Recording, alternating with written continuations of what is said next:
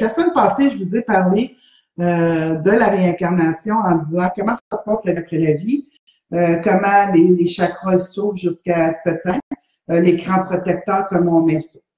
Alors, cette semaine, il y a eu des questions qui se sont posées à savoir pourquoi est-ce nécessaire pour moi de connaître mes vies antérieures.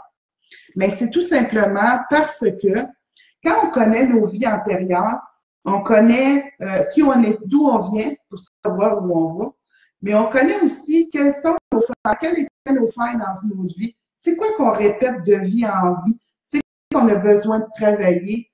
C'est quoi dans quoi on était plus performant? Puis qu'est-ce qu'on ramène de ces vies-là? C'est un peu ça qui donne l'importance à faire des régressions ou en bon français des rebirths. Et puis, les gens qui viennent dans mon bureau puis qui font des rebirths, que je veux faire des rebirths avec moi, les gens, souvent, ils vont me dire, Colin, ça répond à des questions. Maintenant, je comprends pourquoi j'ai telle attitude. Maintenant, je comprends pourquoi telle chose me dérange. Pourquoi je suis incapable d'entendre parler de telle chose ou de voir telle cruauté. Ben, ça réveille les sens. Ça nous fait prendre des consciences. Puis vous savez, tout se guérit dans la conscience. Si on haït quelqu'un, puis on ne sait pas pourquoi qu'on l'haït, on ne pourra pas faire la paix avec ça. Si, admettons, on s'est chicané avec quelqu'un, c'est tellement long de régler la situation, on ne se rappelle même plus d'où la chicane est partie. Fait que comment on veut régler quelque chose qu'on ne sait même pas d'où ça vient? Fait que c'est pour ça que je vous dis, le rebirth, la régression, c'est des actes que quand on les fait pour soi. On les fait pour connaître pour apprendre des informations, puis connaître nos antécédents de nos autres vies, dans notre attitude, notre caractère, nos vies. On était-tu riche, on était-tu pauvre? Pourquoi qu'aujourd'hui, j'ai tellement peur de perdre telle affaire? Peut-être que dans une autre vie, j'ai perdu. Pourquoi dans telle affaire, je me sens confiante? Pourquoi je suis à l'aise là-dedans? J'ai jamais travaillé. Pourquoi j'ai le don de jouer au piano comme Beethoven faisait? Pourquoi j'ai un don inné dans tel domaine? Mais en allant visiter les vies antérieures, ben, ça va vous répondre sur ces sujets-là. Ça va vous répondre aussi pourquoi que vous avez des émotions de telle manière dans telle situation.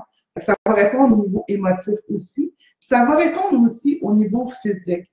Parce qu'il y a des mal qui viennent de physique en physique. Moi, à un moment donné, en soins, on a reçu quelqu'un, puis il y avait un problème, puis finalement, on s'est rendu compte que il y avait la manière qu'il était décédé parce qu'on l'avait tué, mais cette manière-là, la douleur était là, à l'endroit où on avait tué la personne, mais en énergie seulement, parce que physiquement, il y avait de la douleur, mais personne ne pouvait rien trouver.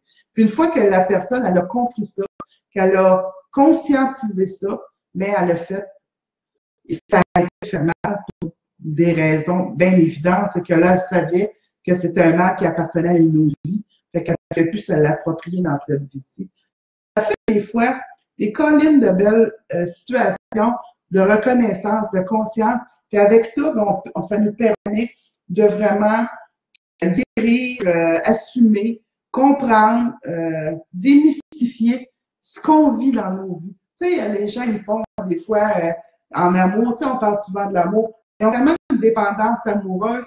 Puis quand on sait d'où ça vient, bien à ce moment-là, on fait Colin, il va falloir que je règle ça dans cette vie-ci. Fait que là, on prend les consciences, on fait du travail avec la conscience qu'on a pris, puis des fois, ça fait des merveilleux miracles.